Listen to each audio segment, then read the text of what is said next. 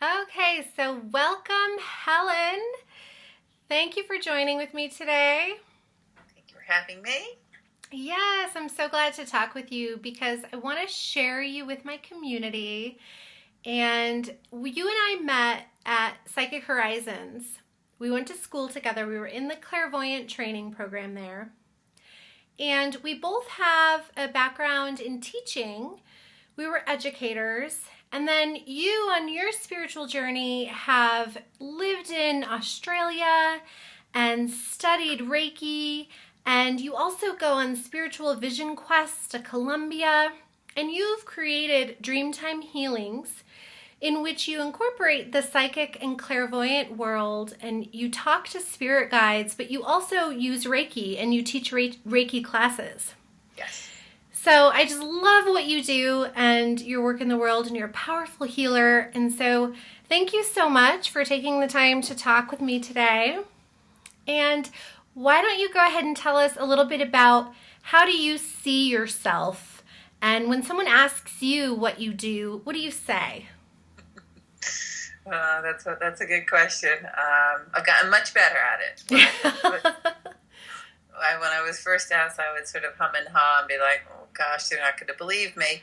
But now I confidently say I am a healer. I'm an energy worker. Sometimes people understand that and sometimes they don't. But I say I use my hands to bring in healing energy. I use my clairvoyance to bring in messages for that person. Again, some people get it and some people don't. Right. But it started with Reiki for sure. Reiki was my foundation.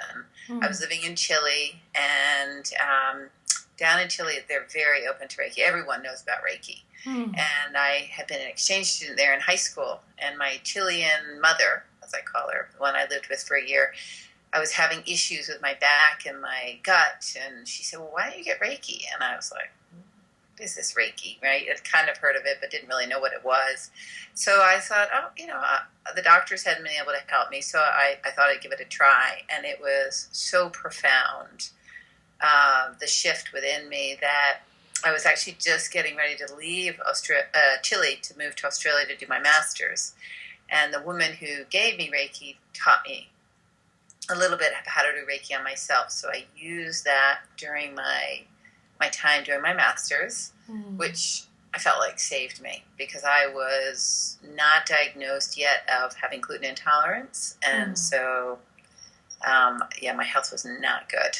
And then I landed a job out in the outback, smack in the middle of Australia, not teaching English as a second language, which is what I had studied my master's in, but teaching Waldorf kindergarten. And I always say everything happens for a reason. And here I am out in the middle of no man's land, really. I mean, it was 16 hours north to get to a big city in the same south. And that's where I started studying Reiki because it had helped me so much. I thought, well, let me, I saw an ad for it, so I started studying it and just did one level after the next. And my whole spiritual world just started opening up. The clairsentience, which is the touch in my hands, the clairvoyance, the clairaudience.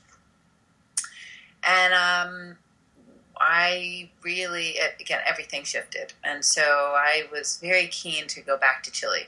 I had lived there for 9 years, and I really thought I wanted to go back there, but I got a very clear guidance that I had to come to Boulder, Colorado. And I hadn't lived here in the United States for 17 years.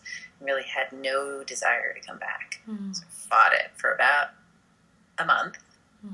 Big temper tantrum.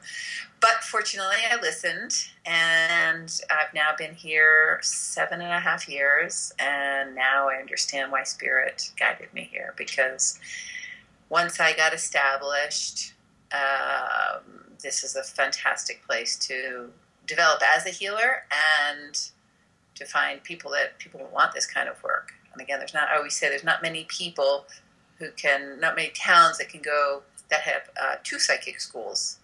Right. So,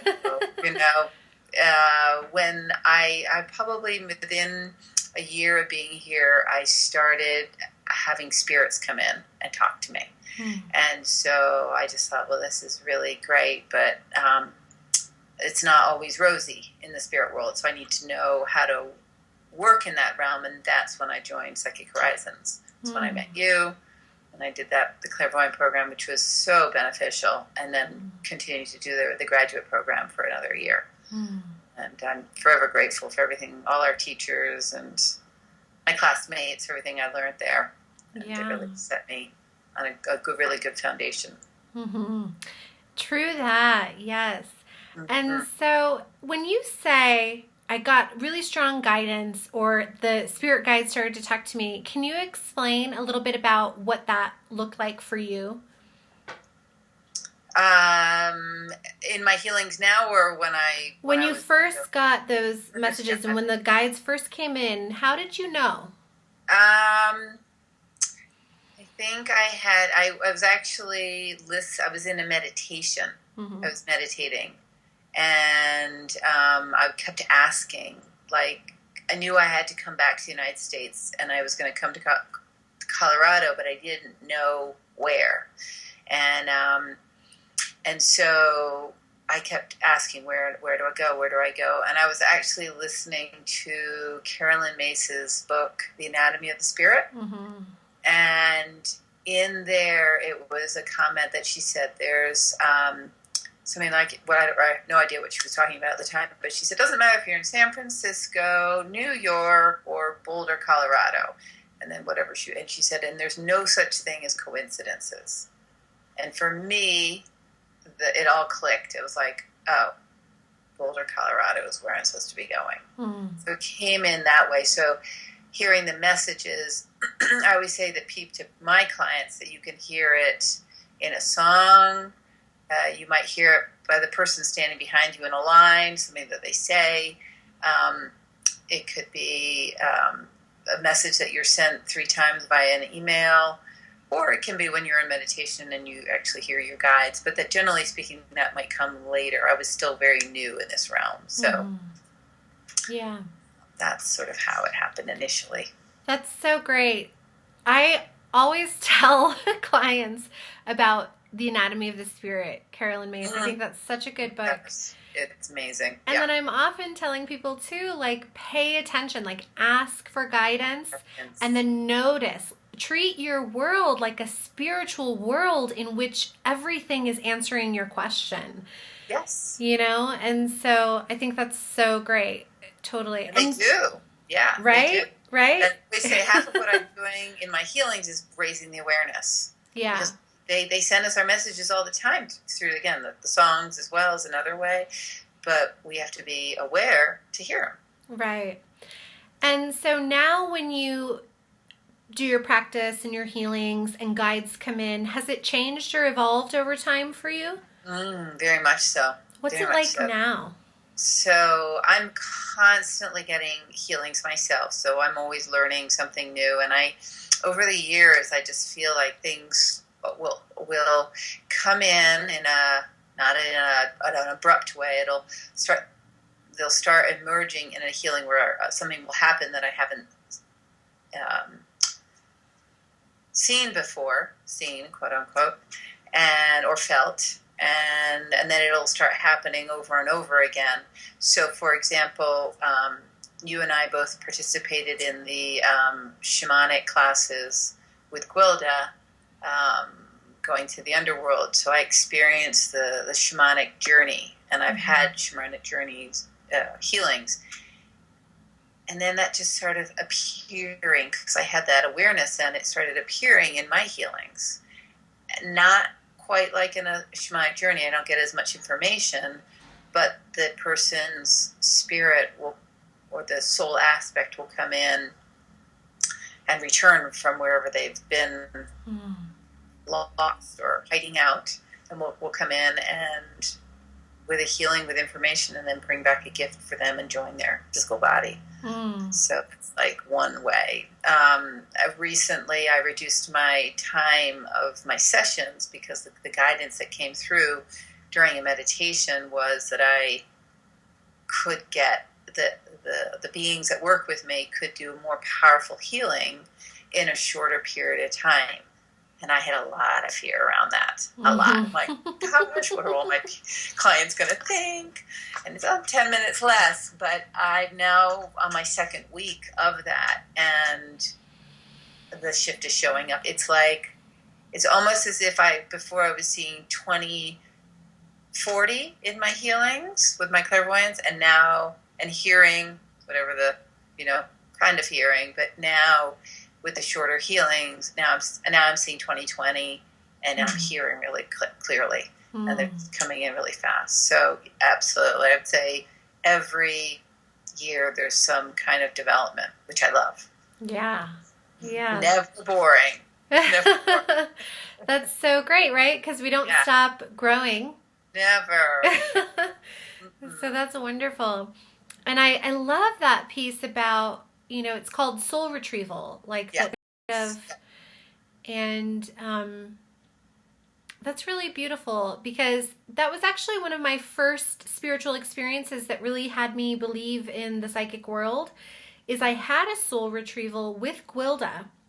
Okay. And she was at my mother's dining room table describing to me exactly what it looked like, and the exact tablecloth that my mom always had on, that I could stick my fingers in the little holes. She saw me doing that. And so that was one of the first times where I was like, okay, no way she could know that. This is real. Yeah.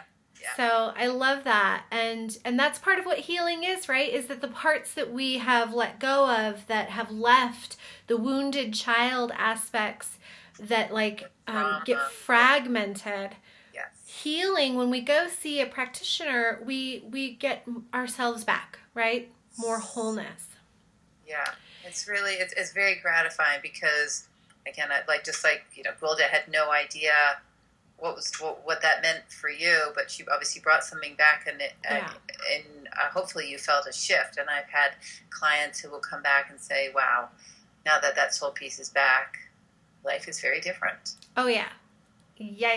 She brought back the soul piece of my right to know what I know and see what I see and speak my truth. Oh, there you go. So it changed my entire career and my whole, everything. Because suddenly I was allowed to see. So would you say that Reiki was the thing that opened up your spiritual awareness? Yeah. It was a foundation. That's what and when I teach it, that's what I share with people. My teacher was she was very traditional in her teaching. She was an older woman, and, we start on the first chakra, second chakra, third chakra, you flip over. And I was bored out of my head with it. Oh my God. I was looking at the clock, couldn't wait till that 5 minutes was up and I could move to the next chakra. And it was maybe when I was doing Reiki too that I realized I was practicing with a friend, and I said to my friend, my hands feel like they want to move. And so I said, is that okay? And she said, yeah. And so I went to wherever her energy took me, because I always say it's like my hands are like magnets with the person's energy. And she said, wow, you went right to the spot where my knot was. I didn't know she had a knot in her back. And the Reiki dissipated it. And that was far more interesting to me than being on the first chakra, second chakra. So I just carried on that way. And now in my teaching of Reiki, I share with people that it's such a gentle, loving, supportive, healing modality. All you need are your hands. And it works on animals and children and elders.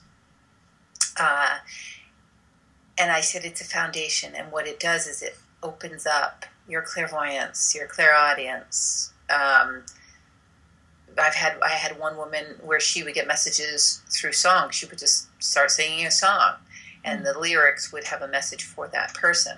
So I'm kind of like the opposite of my teacher. I really support everybody in the Reiki workshop to tap into their gifts, because we all have them, right? Some people are like, oh, I wish I had your gifts. I was like, we all have these gifts. We just have to be open to them. And so it's really, really beautiful to see how people start. I would say maybe I've had one or two people over a workshop who haven't had anything, and that's okay too. But most of the people will start accessing their clairvoyance, their clairaudience, and sometimes other little uniqueness. Yeah. And it's really fun. So yeah, I love teaching it because it's just a gentle, wonderful foundation to open up into the spiritual world. Mm-hmm. Yeah. And so what is Reiki in your own words? What is Reiki? So it's Reiki means, its Japanese word means universal life force energy that comes, so the Rei and the Ki. Like the Ki is the equivalent to the Chi in the Chinese, like acupuncture world, and prana the Indians use. So it's bringing in the life force energy into that person, or activating it, augmenting it. And as you do more levels, then you have you're given symbols which make the Reiki energy more powerful. So again, it's hands-on, just gentle touch.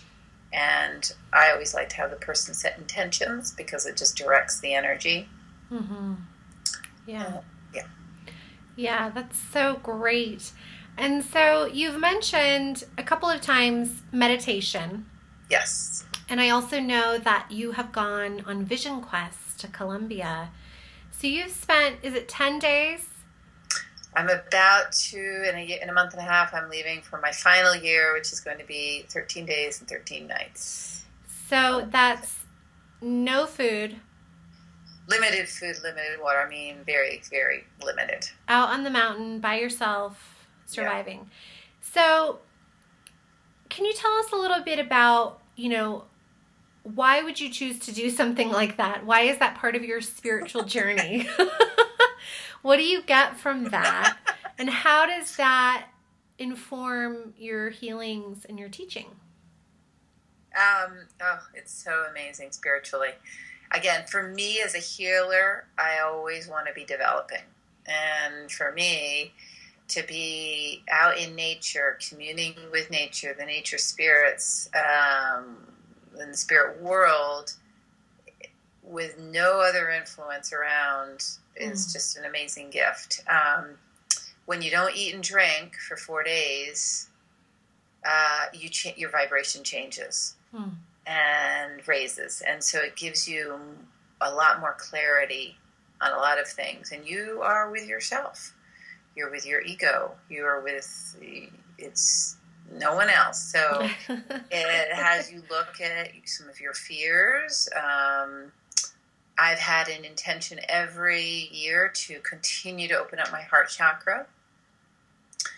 And I would say that last Vision Quest, I didn't do it last year because I wasn't physically ready, because it is very taxing on the physical body. So I didn't do it last year. But my 9 days and 9 nights that I did 2 years ago, I really felt like that happened finally. Really accessing my heart energy. The second year, which was 7 days and 7 nights, I got a very clear message when I was there that I had to go to Australia, back to the Outback, and train with my teacher to become a Reiki teacher. And she's an older lady, so the message was, she's getting older. You need to go back and get trained with her. ASAP. So I did that the following year. Yeah. I go, like in a healing, I go up with intentions, and there's plenty of time to look at them, and probably many more that will come in for you or for me. It's an amazing time. I'm so excited. People think I'm absolutely nuts. They're just like, can't think of anything worse. Yeah. Because it's 2 layers of clothes. You're sleeping on the ground. There's no tent. We have a mosquito net, a blanket. When it rains, we get absolutely soaked. When the sun comes out, we get burnt. But every element, the idea is that every element teaches us something. The wind will teach us something. The rain will teach us something. The heat, the cold.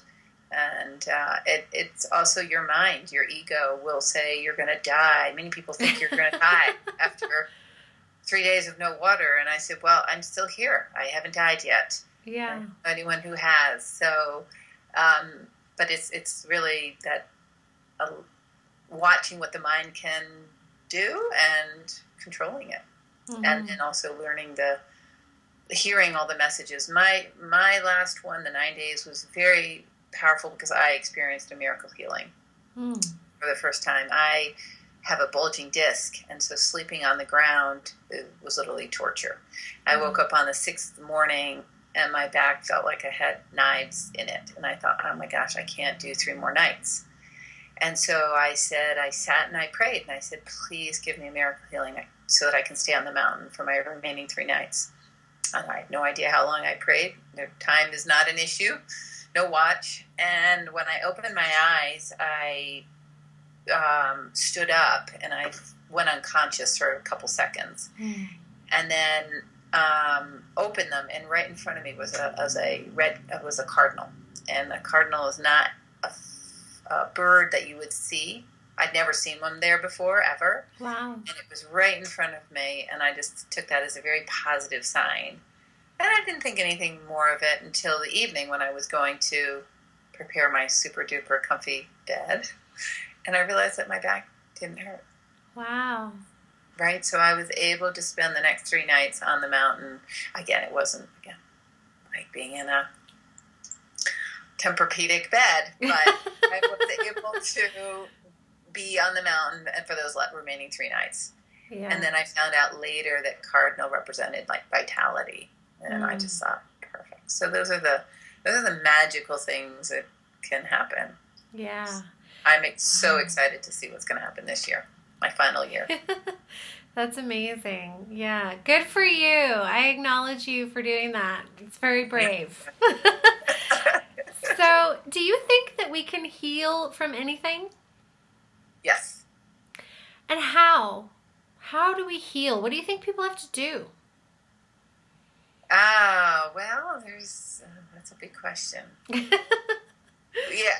There's a lot of people, mainly the people that come to me want to heal, but I know many people who are comfortable being the victim. So they say they want to heal, but when you really look at it, they don't want to heal. They don't want to heal. Yeah. They've always been the victim. Maybe they wouldn't recognize that, but that's what they want to be. That's what they want to do. So, but the people who come to me generally are people who are ready to come off any of the drugs that the doctors have given them, and they're saying, okay, what do I need to do to move into a better space? Mm-hmm. So that's where I find that the intentions, I have everyone set intentions when they come in, and information will come in to support. I consider myself the channel. It's not me doing it. It's the light beings above that'll channel through information for them and channel through the healing, which will come through my hands. I find the people that do I call it their homework, whether it's to meditate more, to have more awareness, it's never a long drawn out thing, are the people that make the biggest shift in there. I've had someone with mono, she's just about out of that much quicker than expected. Again, her mindset has been, I'm going to heal. And learning, again, just sometimes we have things that have been with us for a long time. Also knowing why, I would say the body is talking, is trying to teach us something, get a message through. So if we can understand what that message is, and then work with it, the physical ailment will clear up. Yeah, that's beautiful. Like that there's a blessing. Absolutely. In everything. And if we can see the message and the gift of it and what it's teaching us, then it can go away. Right, exactly. My mother thinks she has diabetes just because. And okay, that's where she's at, and that's okay. Mm-hmm. But my aspect is we all have, if we have a physical ailment, there's a teaching, there's a blessing, and if we can learn what that is, then we can heal from it. Mm-hmm. And do you think that it has a lot to do with our mind, like that our energy and our mind and our create our biology then? Yes. That our stories and maybe our negative thoughts or that victim energy, and then we can manifest that in the body. Yep. Yep. And a lot of people think also they have ailments because it's hereditary. Mm-hmm. Like I recently went to the doctor and she said something, well, ask your mother, what her experience was, and you'll probably have something similar. And I thought, not going to do that. Yeah, right? Yeah. Because that's always been sort of the paradigm that it's like in our it's hereditary and it's passed down in our genes and our DNA. And I do think we can inherit that if we take that on. And I totally am a believer that like that doesn't have to be your story. No. It doesn't have to be your truth. No. I'm always just sort of like, it's not my truth. That's why I'm one of those people like I don't want to get flu shots, and right. I don't need you telling me, my risk factor, because so I love that, because I think it's all about the mind and our perception of reality, and we get to create that. Absolutely. Yeah. And that's why I always say meditation is so powerful, because then when you're in that lovely, calm state, you can create what it is that you want to manifest. Totally. I get tired of telling clients to meditate because it feels so boring and simple. But I'm like, seriously, if you can't take the time to like tap into the juicy energy that you are, and you don't ever feel that or know that or let that feed you, good luck. Yeah. I say it's a gift to yourself. Yeah. Is a gift. And I have a lot of people who don't know how to meditate, so it's new to them. And I was in the middle of the outback. There's not a lot to do in the middle of the outback. And I was learning Reiki, and it's my personality. I just jumped into it. I was probably doing an hour every day. Wow. At 5:00 in the morning before I'd go to school. Yeah. But that's my personality, and I understand that. I also didn't have family and kids and all that, but I find that if I just say, you don't have to sit on the hard floor in an Indian style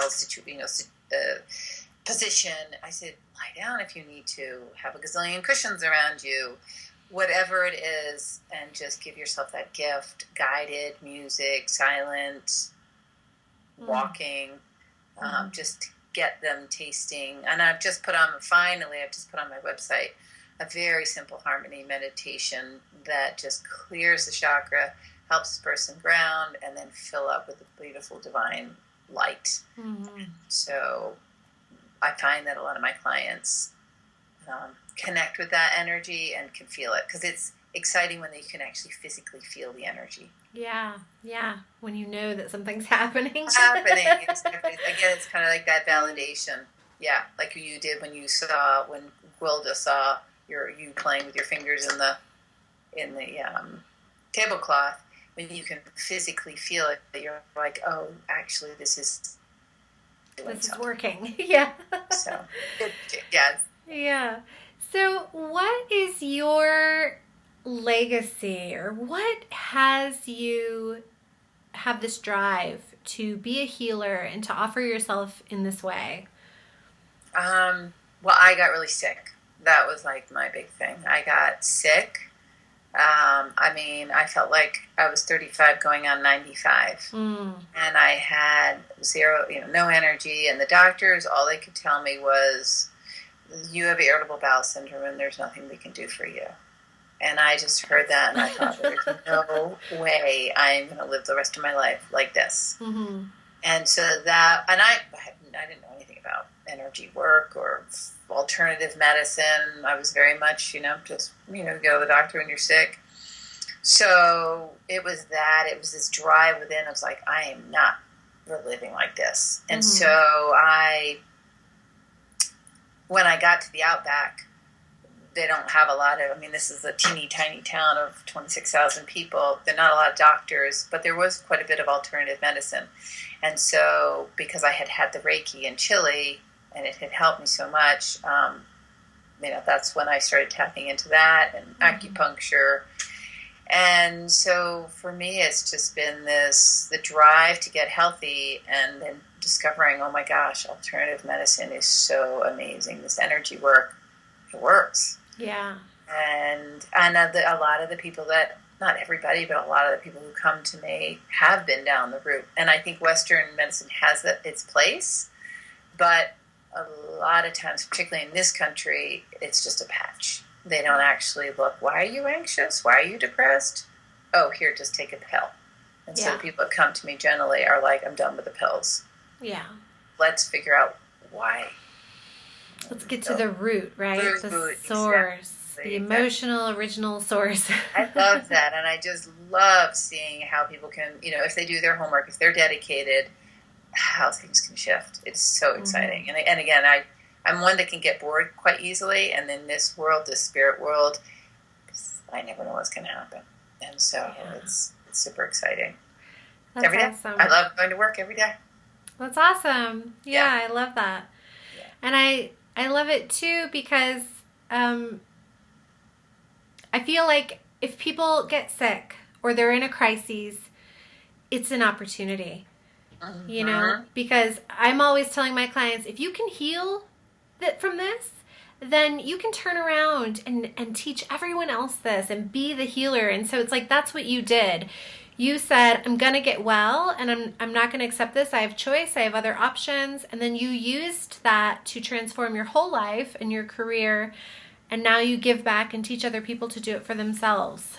Mm-hmm. And that's what I like about Reiki too, is it's a tool that I'm about empowering my clients. Yeah. So that they have this tool, and the Reiki I find really helps because then they have it in their own hands. Right.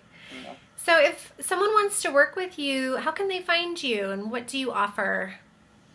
So I'm located here in Boulder, and I've got an office on Alpine Avenue, just near the hospital, and my website is dreamtimehealings.com.